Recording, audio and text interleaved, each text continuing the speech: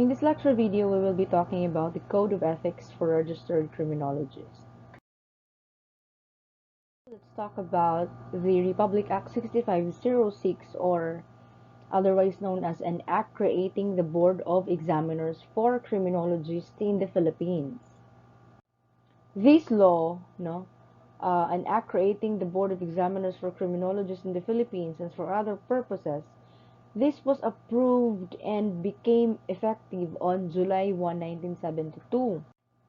And in this law, it states there that a person is deemed to be engaged in the practice of criminology if he holds himself out of the public in any of the capacities, like as a professor, instructor, or teacher in criminology in any university, as a law enforcement administrator, as technician in dactyloscopy, ballistics, custom documents, police photography, lie detection, forensic chemistry, and other scientific aspects of crime detection, as correctional administrator, executive supervisor, worker, or officer in any correctional and penal institutions. Also as counselor, expert, advisor, researcher in any government or private agency on any aspects of criminal research or project. A law also, this Republic Act 6506, which is subsequently amended by Republic Act 11131, otherwise known as the Philippine Criminology Profession Act of 2018, wherein it is an act regulating the practice of criminology profession in the Philippines and appropriating funds therefore, repealing for the purpose Republic Act number 6506, otherwise known as yan na nga, an act creating the Board of Examiners for Criminologists in the Philippines. These laws are both an act regulating the practice of criminology profession in the Philippines, no? But 6506 has been subsequently amended, meaning, no, Duterte, the former President Duterte, approved Republic Act number 11131, or the Philippine Criminology Profession Act of 2018, wherein this new law aims to govern the examination, registration, and licensure of criminologists, supervise, control, and regulate the practice of criminology, and develop professional competence of criminologists. There are actually huge changes nung inamend yung 6506 ng 11131. Okay? Napakadaming changes, unlike to what was stated in the 6506. To mention one, no? Because of the 11131, takers are no longer are now limited na lang to take the exams for 5 times, unlike before that takers are allowed to take the exam or the licensure examination for multiple times. And the rules and regulations also on as to how the taker should pass the board, yung percentage, okay? So now, if being questioned what law created the Board of Criminology in the Philippines now, it is 11131, which is also known as the Philippine Criminology Profession Act of 2018. This Professional Regulatory Board of Criminology, or yung board, is with the approval of the Professional Regulation Commission, or the PRC, hereby issues and promulgates the rules and regulations to carry out the provision or this provision of law. Now let's talk about the private conduct of a registered criminologist. Number one, we will be talking about the primary responsibility of a registered criminologist. What are those? Okay. Number one, bear faithful allegiance to the Republic of the Philippines and be loyal to his profession. Meaning they shall accept as a sacred obligation and responsibility as citizens to support the Constitution of the Philippines, and as a registered criminologist to defend the principles of liberty as defined in the Constitution and laws. Second, shall strive to improve their effectiveness Paano? As a registered criminologist, no, they shall strive to improve the effectiveness by diligent study and serious attention to improvement, and welcome the opportunity to disseminate practical and useful information relating to matters accruing to the benefit of public safety and welfare. Kailangan merong willingness, no, to improve your effectiveness. There should always a room for improvement. Okay, sabi nga 'di ba, no, that learning is uh, there's no ending in learning kasi learning really is it is a continuous process. Hindi lang naman yan na once you pass the licensure examination tapos na, no more learnings and no more, actually mas madami pa nga yan eh. To limitation of authority, to effectively perform, no, his or her mandate as a practicing criminologist, he or she is clothed with authority. However, he or she must always be mindful of the limitation of such authority. Hindi ibig sabihin na you are already a licensed criminologist, lahat na, uh, yes, you have a very, very wide privileges, but all of this has limitations, okay? So number one, he must ensure that he is a prime defender of that system, and such must never pervert its character. What does this mean? The first duty of a criminologist as an upholder of the law is to know its bounds upon him, be aware of limitations and prescriptions, and recognize that the system of government that gives no man, group, or institution an absolute power. Kaya nga dapat i-ensure na he or she is a prime defender. Next, they shall recognize the limitation of their authority and at no time use the power of their profession for personal advantage. Meaning they shall in the performance of their duty be just, fair, and reasonable, and never according to anyone more preferential treatment than another. Private conduct.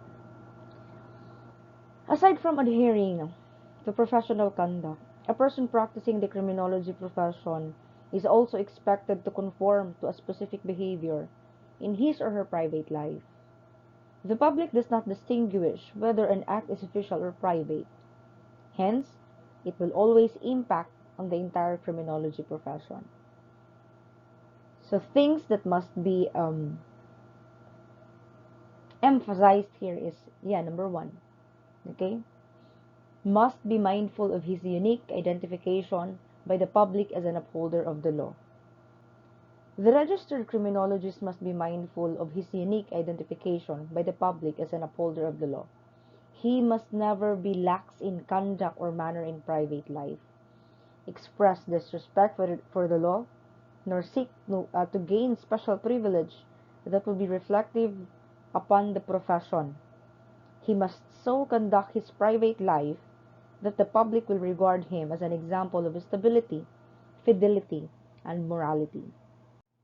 By this, you are already answering the questions that I gave you during your pre-test. Like, as a future criminologist, no, um, what will you contribute to the profession to improve its public image? So this is it.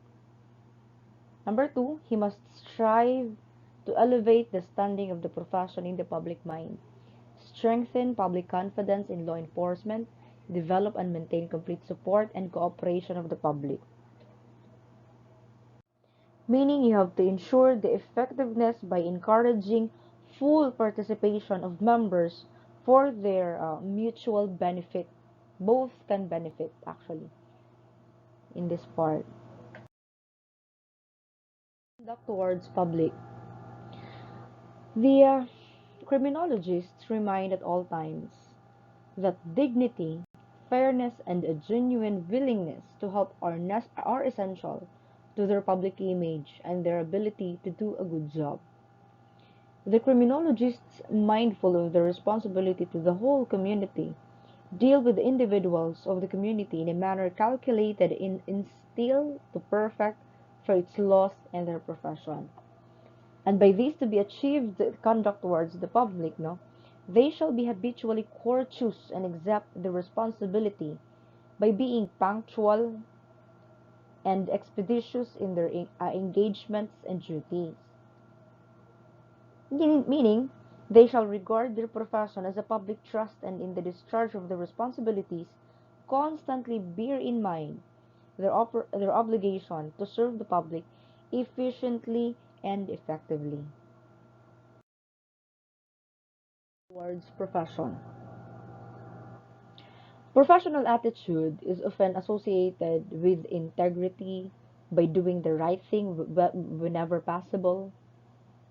You care, having a professional attitude means caring at your job, about your job, your company, and your co-workers. Accountability, those with a professional attitude holds themselves accountable for their errors or missteps, and that's what we call professional attitude. Now, in this sense, the criminologist shall strive to make the best application of science to the solution of a crime. Paano to ma-achieve? How? By diligent study and serious attention of self-improvement, and in the fields of human relationships, strive for effective leadership and public influence in matters affecting public safety. Next, he shall appreciate the importance and responsibility of his profession as an honorable one, rendering valuable service to his community and country. They shall strive to attain certain of the most withering cross-examination, particularly from fellow criminologists and associates.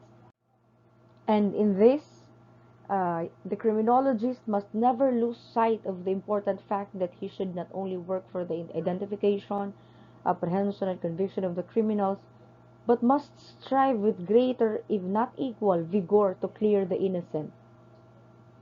Okay? Sabi pa nga ni Benjamin Franklin, no, it's better for the 100 guilty persons to escape than the one innocent person that will suffer. Kumbaga, it's better to free a guilty man rather than to imprison an innocent one.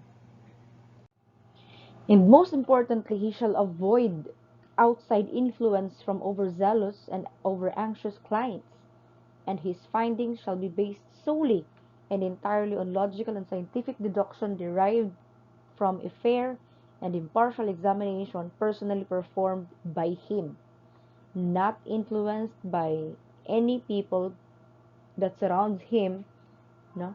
Hindi dapat mahaluan ng impluwensya ng ibang tao ang magiging desisyon ng kaniyang investigasyon.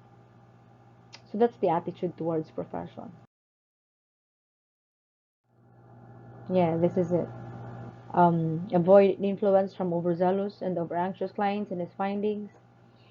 Yeah, and he must never lose his sight of the important fact that he should not only work for identification, sabi ko kanina, apprehension and conviction of criminal, but must strive with greater, if not equal, vigor to clear the innocent.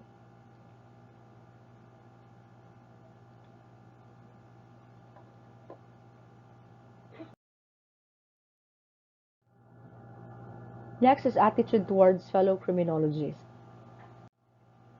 The criminologist shall constantly strive to improve uh, the professional standing of criminology through association with others in the profession and keeping abreast with the fast-moving world of science and technology through continuous research and development.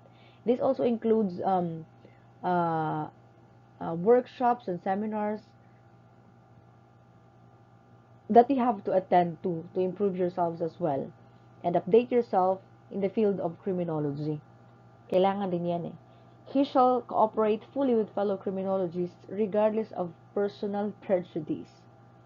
He should, however, be assured that such action is proper and by law, and guard against use of this office or person, knowingly or unknowingly, in any improper or illegal activity. He, the criminologist, must always bear in mind at all times that it is not sufficient to be proficient in one's work. He must also have a high sense of justice, belief in the dignity and worth of all men, and proper motivation and attitude.